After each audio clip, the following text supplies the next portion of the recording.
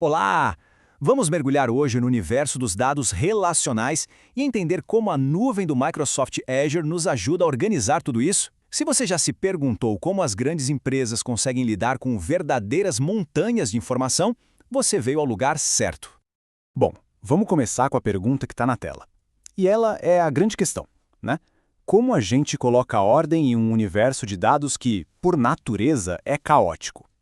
Foi exatamente para resolver esse problema que os bancos de dados relacionais foram criados.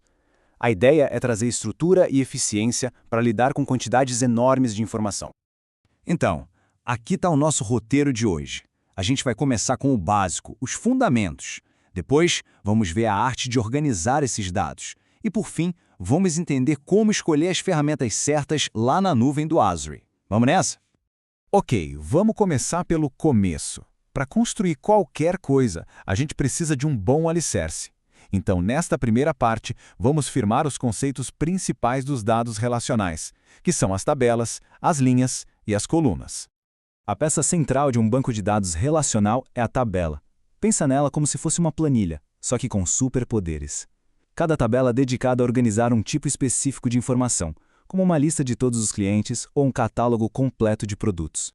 E dentro de cada tabela, nós temos as linhas. Cada linha é um registro único, um item individual.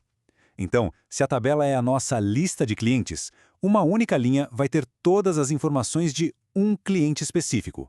O nome, o endereço, o telefone dele e por aí vai. E o que define a estrutura dessa tabela, o que dá forma para ela, são as colunas. Elas funcionam como os cabeçalhos da nossa planilha, sabe? Elas garantem que toda linha tem os mesmos campos e que cada campo guarde o tipo certo de dado, seja ele um texto, um número ou uma data. Agora que a gente já entende as peças desse quebra-cabeça, tabelas, linhas e colunas, vamos ver como montar tudo isso do jeito mais inteligente possível. E isso nos leva a um processo super importante, que a gente chama de normalização.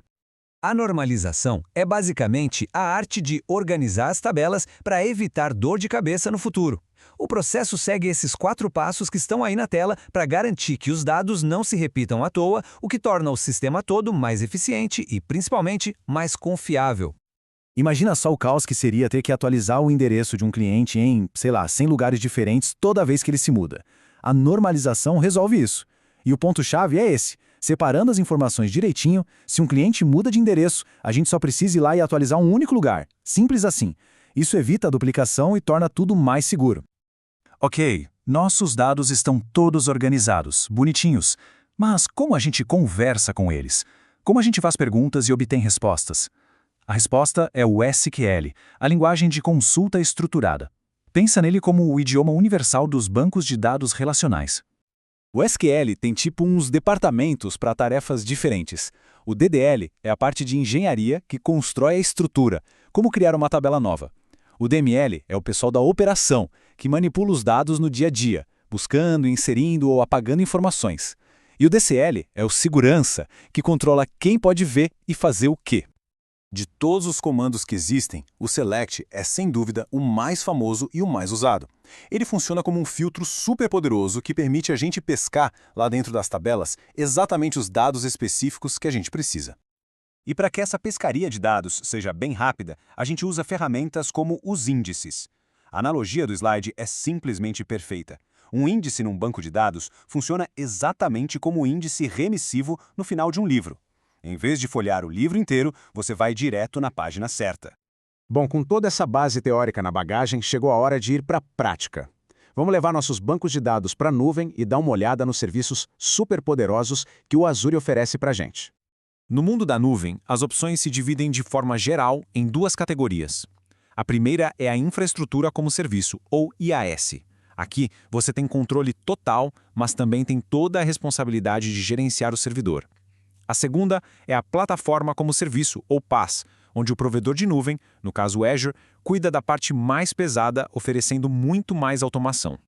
O Azure tem um cardápio bem completo, viu? Ele cobre tanto o SQL Server, que é da própria Microsoft, quanto os bancos de dados de código aberto mais populares no mercado.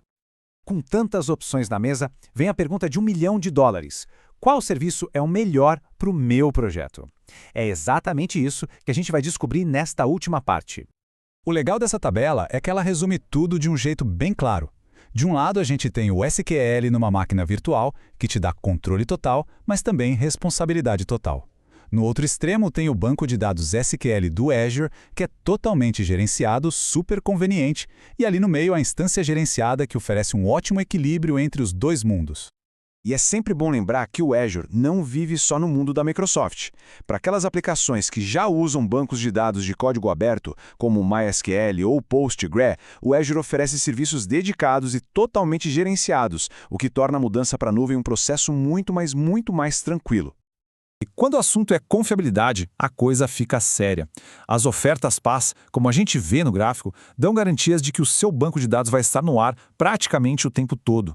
Esses 99,99% significam que o serviço pode ficar fora do ar por, no máximo, alguns minutos durante o ano inteiro. É uma garantia de disponibilidade impressionante. Então, a gente foi dos fundamentos mais básicos até as opções mais avançadas na nuvem. A grande lição aqui é que não existe um serviço que é o melhor, mas sim aquele que se encaixa perfeitamente nas necessidades do seu projeto, seja em controle, compatibilidade ou escala. Agora, a pergunta fica no ar. Qual desses serviços vai ser o motor do seu próximo grande projeto?